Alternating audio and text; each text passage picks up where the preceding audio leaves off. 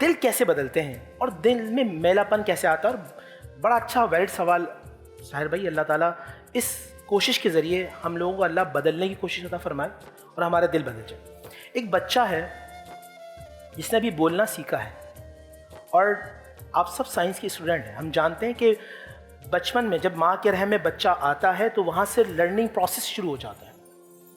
اور learning process کے اگر آپ ایجوکیشن جو جائیں چلڈرن سائیکالوجی کے اندر, کچھ لرننگ موڈ ہوتے ہیں جہاں بچہ پک کر رہا ہوتا ہے, سیکھ رہا ہوتا ہے. کھانے کے وقت میں وہ سیکھتا ہے, اب اس سے جو بات کریں اس کے ذہن میں باتیں رہتی ہیں.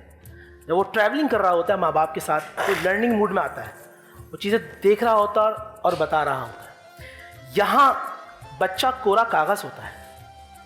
اب اس میں آپ نفرت لکھتے جائیں تو نفرت آتی رہے گی, محبت لکھتے جائیں تو محبت آتی جائے گی. کیا بات. دیکھنے کے زاویے کیسے ہیں ماں باپ کے, میں آپ کو بتاتا ہوں چھوٹی سی مثال سے.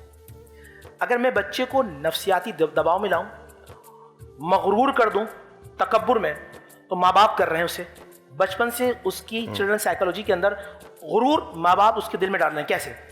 دیکھو بھائی, یہ بچے جا رہا ہے نا, تمہاری عمر کا ہی ہے, یہ تمہاری عمر کا ہے, اس نے پڑھا نہیں, یہ جاہل ہے, کیونکہ اس کے ماں باپ بھی غریب تھے. تو میں پڑھنا ہے, اس سے بڑی گاڑی لینی ہے, اس سے بڑا گھر ہے. ایک زاویہ آ گیا. اب آئیے دوسرا زاویہ کہ جن کے دلوں میں اللہ نے اپنی محبت ڈالی ہے. بچے کو دیکھا اور بچے کو دکھایا, بیٹے تمہیں کامیاب ہونا ہے اور ان جیسے ہزاروں لوگوں کے مددگار تمہیں بننا ہے. جب یہ محبت, یہ باتیں, یہ کیفیت دل کے اندر ڈالی جائیں گی تو دل بدلنا شروع ہو جائے گا. اب آئیں وہ حدیث کی طرح, اور پھر میں آپ کے پاس آؤں گا کہ اس دل کو بدلے کیسے اور ہمیں معلوم کیسے چلے. میں ایک حدیث بیان کر دیتا ہوں. ابھی قاری صاحب نے انٹرو کے اندر ماشاءاللہ تلاوت کیا, آپ نے اس کا ترجمہ بیان کیا. سورہ بقرہ پڑھی تھی, آیت نمبر 74. آیت نمبر 74. سورہ بقرہ کی خاصیت یہ تھی, آپ تفاسیر کے اندر پڑھیں, احادیث کے اندر پڑھیں, کہ جب سورہ بقرہ پڑھی جاتی تھی نا, آج بھی یہ ہمارا ایمان ہے, تنزل الملائکہ, آسمان سے فرشتوں کا نزول ہوتا ہے. سبحان اللہ. صحابہ کرام محسوس کر لیا کرتے تھے, اولیاء کرام محسوس کر لیا کرتے تھے. آج میں ناظرین سے ایک سوال کروں گا. مجھے اجازت دیجیے, ایک بات میں کہوں, وہ نزول تو ہوتا ہے. نہیں, میں اس کو میں جواب دوں گا اس کا. نہیں, میں تو ہمیں محسوس کیوں نہیں ہو رہا, میں سوال ہی نہیں کر رہا ہوں, وہ اسی طرف آ رہا ہوں. آئی تھنک ہم دونوں ایک ہی بات سوچ رہے ہیں. دو یہاں بھی بیٹھے ہیں,